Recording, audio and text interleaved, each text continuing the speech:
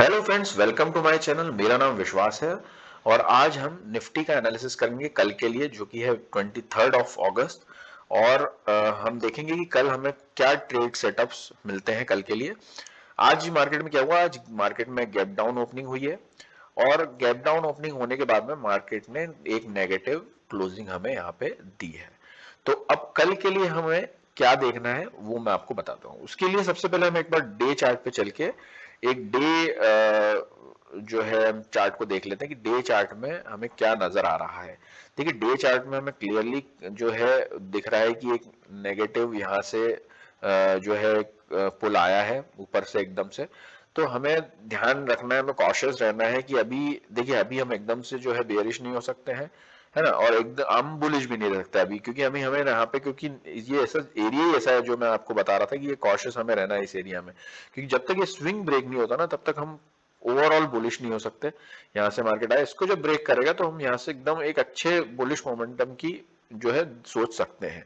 लेकिन इसके नीचे जो है अभी हमें नहीं पता कि क्या सिनेरियो बनता है। तो हमें यहाँ पे रहना है कॉशियस, जो कि मैं बोलता रहा हूँ पिछले वीडियोस में। और देखिए, एग्जैक्टली इसी एरिया से मार्केट ने एक यहाँ पे नेगेटिविटी दिखाई है। तो अब नेक्स्ट क्या? देखिए, नेक्स्ट एरिया जो मुझे नजर आता है, जो बहुत ही सॉलिड एरिया जो मुझे नजर आता है, वो लगभग लगभग 16,800 का। लेकिन क्या यहाँ तक मार्केट आएगा या नहीं आएगा हम नहीं जानते। तो क्यों? क्योंकि देखिए, ये एरिया मल्टीपल टाइम टेस्टेड है। यहाँ पे अगर आप देखेंगे कि यहाँ पे बहुत बार मार्केट ने जो है सपोर्ट लिया है, रेजिस्टेंस भी यहाँ पे बाकायदा खाया है, देखिए यहाँ पे। और यहाँ से मार्केट ने लास्ट में भी इस पे यहाँ पे रेजिस्टेंस खा के फिर इसको ब्रेकआउट देके मार्केट ऊपर चला गया। लेकिन प्रॉब्लम क्या हुई? मार्केट ने इसको टेस्ट नहीं किया। जब ब्रेकआउट देने के बाद में मार्केट यहाँ से अगर जाके यहाँ से वापस इसको टेस्ट करके ऊपर जाता तो हमारे लिए बहुत अच्छा सिनेरियो बनता, थोड़ा एक सॉलिडिटी आती। लेकिन यहाँ पे थोड़ा सा कंफ्यूजन क्रिएट हो चुका है। तो अब ये जो एरिया ये थोड़ा सा नीचे है। अब इतना जो बुलिश मोमेंटम आया है, इतना क्लियरली यहाँ से लेकर यहाँ तक, तो इसमें इतना बड़ा पुल बैक आएगा या नहीं आएगा हम थोड़ा सा अभी नहीं कह सकते। तो अभी क्या एक एरिया मुझे नजर आ रहा है जो है लगभग लगभग 16,000 17,400 के आसपास का, 17,400 17,250 से 17,400 तक का। ये एरिया जो है एक अच्छा एक एरिया है। यहाँ पे मार्केट ने थोड़ा टाइम स्पेंड किया है। तो यहाँ पे हो सकता है कि मार्केट यहाँ से एक सपोर्ट लेने की कोशिश करे। तो हमें अब अगेन, जैसे हम ऊपर की तरफ कॉशियस थे, हमें भी यहाँ पे भी कॉशियस रहना है। जब तक हमें एक बियरिश मोमेंटम, एक लेवल्स ब्रेक नहीं हो जाते हैं जहाँ पे हमें यहाँ से देखिए, अब जब मार्केट जैसे ओवरऑल बियरिश होने के लिए हमें इस टाइप का एक मोमेंटम चाहिए रहेगा जब हम थोड़ा सा बियरिश मोड में जाएंगे।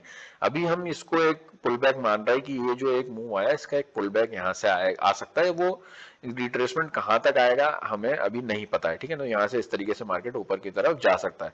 तो जो मोस्ट लाइकली एरिया है वो मैंने आपको बताया कि वो ये, तो यहाँ तक मार्केट जो है आ सकता है। लेकिन इतना नीचे आने की फिलहाल ऐसी बोलते हैं ना, एक अपनी वो नहीं है, मतलब लगता नहीं मुझे कि आएगा। यहाँ से हो सकता है कि मार्केट इतना नीचे ना आए और यहाँ कहीं से सपोर्ट लेके मार्केट ऊपर की तरफ कंटिन्यू कर सकता है। तो हमें, लेकिन फिर भी हमें कॉशियस रहना, हम एकदम से पुट की पोजीशन में लंबे टारगेट्स के लिए नहीं बैठ सकते। चलिए 5 मिनट पे आ जाते हैं, फटाक से हम डिस्कस कर लेते हैं कि आज क्या हुआ और कैसे हमें कल के लिए ट्रेड प्लान करना है। तो आज तो मैंने कोई ट्रेड एग्जीक्यूट नहीं किया था, क्योंकि आज यहाँ पे थोड़ा पावर कट का प्रॉब्लम था। यहाँ पे पिछले करीब करीब 24 मोर देन 24 अराउंड 48 आवर्स से लगभग बारिश चल रही है। आज भी दिन भर बारिश ही यहाँ पे चली है और फ्लड लाइक सिचुएशन है। और यहाँ पे पावर कट था मॉर्निंग, अर्ली मॉर्निंग से इवनिंग तक पूरा पावर कट था, बहुत ही दिक्कत था आज का दिन।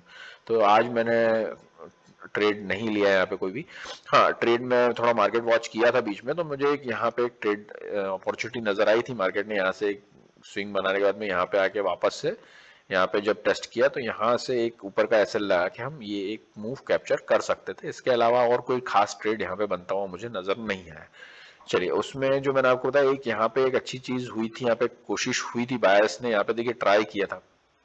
ये जो एरिया है ना, ये आप ध्यान से देखेंगे तो यहाँ पे क्या पास पास में लो बन रहे थे। कैंडल्स देखिए आप, इसको मैं जूम करता हूँ। कैंडल्स देखिए कितने पास पास में छोटी छोटी कैंडल बनते हुए यहाँ पे। तो यहाँ पे एक हमें समझ में आता है कि यहाँ पे जो है, यहाँ पे मार्केट में ट्राई किया गया है कि यहाँ से बायर्स ने ट्राई किया था बाय करने के लिए। लेकिन फिर सेलिंग प्रेशर आया और सेलिंग प्रेशर कंटिन्यू यहाँ से हो गया और नेगेटिव क्लोजिंग हमें यहाँ पे देखने को मिल गई। तो अब जो आप ये भी राउंडिंग जो भी एरिया देखते हैं ना, आप जब भी तो आप ध्यान दीजिएगा, कभी भी आपको राउंडिंग एरिया मिले तो इसका मतलब ये होता है कि यहाँ पे जो है कोशिश हो रही है मार्केट को पुश करने की वापस ऊपर तक। लेकिन अगर मार्केट पुश नहीं हो पाता तो फिर मार्केट कंटिन्यू कर लेता, नहीं तो फिर आप जैसे बोलते हैं ना वो कप एंड होल्डर पैटर्न और ये वो इस तरीके से राउंडिंग बॉटम वाली कहानी बनती है और यहाँ से इस तरीके से मार्केट ऊपर की तरफ जाता है। तो चलिए, तो अब कल के लिए हम क्या प्लान करें? कल के लिए मैंने आपको बता दिया 400 के आसपास बहुत अच्छा एक सपोर्ट एरिया है, 400 350 से 400 के आसपास। तो हम इसके बीच में ही अपने टारगेट रखेंगे, इसके ज्यादा नीचे हम जाने की नहीं सोचेंगे फिलहाल, क्योंकि इस एरिया में मार्केट, वही मैंने बताया, कॉशियस रहना है, कहीं से भी सपोर्ट ले सकता है। तो अब क्योंकि इतना बड़ा जो मूव आया है ऊपर का बायर्स के साइड से, तो इतने आसानी से नहीं जाने दिया जाएगा। एक ऊपर की तरफ मेरे को लगता है टॉप टेस्ट करने मार्केट फिर से जा सकता है, अगर उसको बियरिश होना भी है तो, और अगर बियरिश नहीं होना है तो मार्केट ऊपर की तरफ निकल जाएगा। तो चलिए, तो अब यहाँ पे एक जो ये एरिया है ये हमारे लिए अच्छा एरिया बनता हुआ नजर आ रहा है। यहाँ पे हमें कहीं ट्रेड अपॉर्चुनिटी मिलती है इस बॉटम के ब्रेक होने के बाद, तो हम एक ट्रेड प्लान कर सकते हैं। फॉर एग्जांपल अगर मार्केट यहाँ से गैप डाउन थोड़ा सा खुलता है 430 के आसपास में, और यहाँ से उस ऊपर की तरफ वापस आता है और हमें यहाँ पे मिल जाता है 490 के आसपास में इधर कहीं, तो हम यहाँ से लेकर 490 के आसपास से लेकर 500 के ऊपर का हम स्टॉप लॉस लगाएंगे, 505 के ऊपर का, और यहाँ से हम एक ट्रेड एग्जीक्यूट करेंगे पुट की पोजीशन। जो कि हमारा टारगेट रहेगा, वो फर्स्ट टारगेट जो रहेगा ये रहेगा 400 के आसपास का, और अगर मार्केट इसको सीधे ब्रेक कर देता है तो मैक्स टू मैक्स हम 350 तक के टारगेट देख सकते हैं, या यहाँ कहीं से भी मार्केट वापस ऊपर की तरफ ऐसे जाते हुए नजर आता है तो हमें अपना प्रॉफिट बुक कर लेना है, ज्यादा वेट नहीं करना है। 1:2 मिल जाए, 1:3 मिल जाए, बस हमें बुक कर लेना है। 1:2 ऐसा बैठे नहीं रहना है हमें कि हाँ नहीं हम उतना ही लेके जाएंगे, हम यहाँ पे 350 तक ही लेके जाएंगे। कहीं से भी हमें ऐसा लगता है कि मार्केट यहाँ से वापस कोशिश कर रहा है सपोर्ट लेने की, तो हमें यहाँ पे कॉशियसली एग्जिट कर देना है। और अगर मार्केट गैप डाउन ओपन हो जाता है इसके आसपास में 400 के आसपास में, जो 400 380 ऐसे बड़ा एक हाथ गैप डाउन हो जाता है, तो हमें ट्रेड को अवॉइड कर देना है, कुछ भी पोजीशन में हमें नहीं बैठना है। और कॉल की पोजीशन में हम जो है वो कल नहीं बैठेंगे, चाहे किसी भी सिनेरियो में हो। और पुट की पोजीशन जो है ये एक ही अच्छा मौका यहाँ पे मुझे दिखाई देता है, इसके अलावा और कोई ट्रेड सेटअप कल के लिए मुझे नजर नहीं आ रहा है। तो होपफुली आपको चीजें समझ में आ रही होंगी जो मैं कोशिश कर रहा हूँ प्राइस एक्शन के हिसाब से आपको समझाने की। देखिए, मैं कोई भी चार्ट पे इंडिकेटर्स और ये वो यूज करने की सलाह नहीं देता हूँ। देखिए, इंडिकेटर्स का मैं आपको एक छोटा सा एक चीज बताता हूँ। इंडिकेटर्स जो है वो एक तरह से किस लिए यूज होते हैं कि आपको एक कंफर्मेशन देते हैं इंडिकेटर्स, ठीक है ना।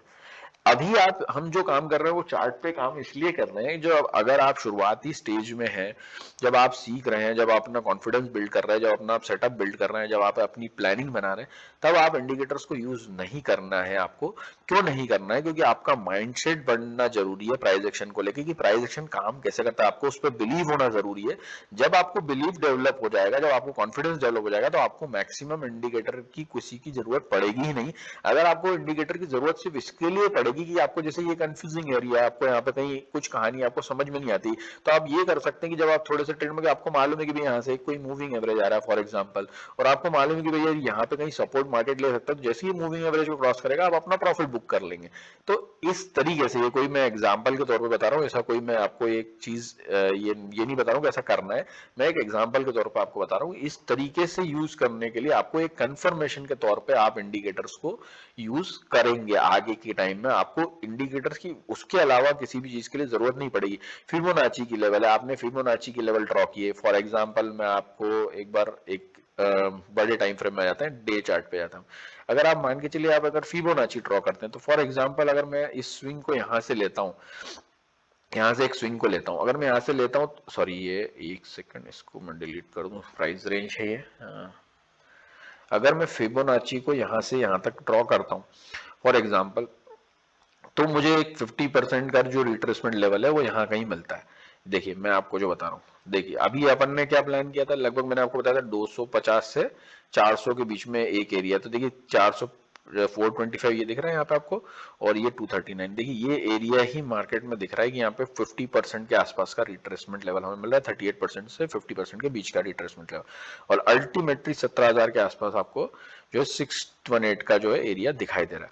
तो यही मैं आपको बताना चाह रहा हूँ कि ये सब चीजें तो उसी के हिसाब से बनती हैं जिस हिसाब से हमें सपोर्ट और रेजिस्टेंस मिलते हैं।